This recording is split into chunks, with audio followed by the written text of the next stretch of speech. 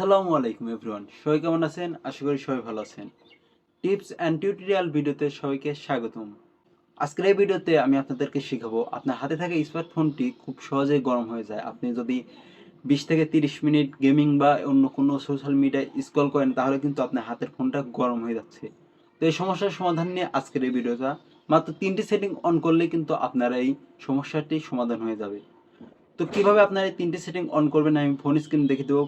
Phone স্ক্রিনে যাওয়ার আগে বলছি, যারা এখন আমার চ্যানেলটি সাবস্ক্রাইব করে পাশে থাকা বেল আইকনটি অন করে দেননি অবশ্যই অন করে দিবেন। হ্যাঁ, আরেকটি কথা, এই ভিডিওতে কিন্তু একটি গিভওয়ের ব্যবস্থা রয়েছে। হ্যাঁ, আজকের এই ভিডিওতে আমি একটা গিভওয়ে করতে যাচ্ছি, সেটা হচ্ছে মোবাইল লেন্স। এই মোবাইল লেন্সটা আমি গিভওয়ে করে দেবো আজকের এই ভিডিওতে।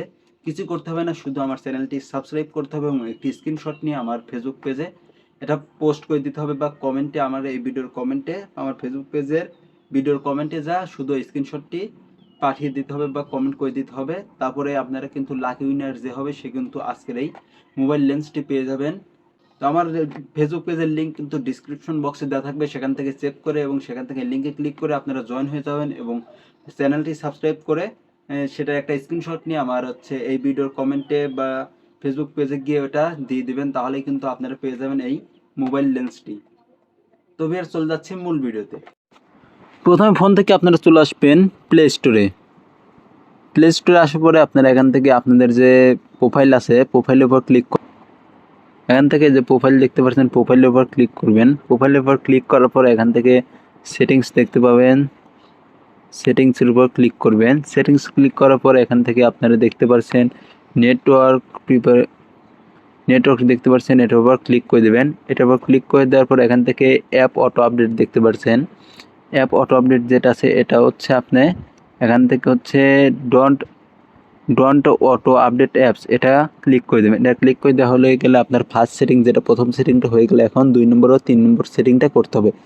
এর জন্য চলে যাবেন সেটিংসকে থেকে আপনারা সিম্পলি সার্চ বারে যাবেন। সার্চ বারে গিয়ে সার্চ করবেন স্ক্যান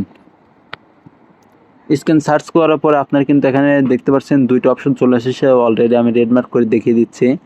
একটা হচ্ছে যে ব্লুটুথ স্ক্যান আর একটা হচ্ছে ওয়াইফাই স্ক্যান। তো আপনারা কী করবেন, প্রথমে ব্লুটুথ স্ক্যান ক্লিক করবেন এবং এটা যে এনেবল করা আছে এটা হচ্ছে ডিসেবল করে দেবেন। তারপর হচ্ছে ওয়াইফাই স্ক্যান এটা হচ্ছে আপনারা আবার এটাও ডিসেবল করে দেবেন, এনেবল করা থাকবে। তো এটা ডিসেবল করে দিয়ে গেলেই কিন্তু আপনাদের সেটিংসটা শেষ। তো এটাই ছিল ভিডিওটা ভালো লাগলে অবশ্যই একটা লাইক, কমেন্ট এবং বন্ধুদের মাঝে শেয়ার করে দিবেন।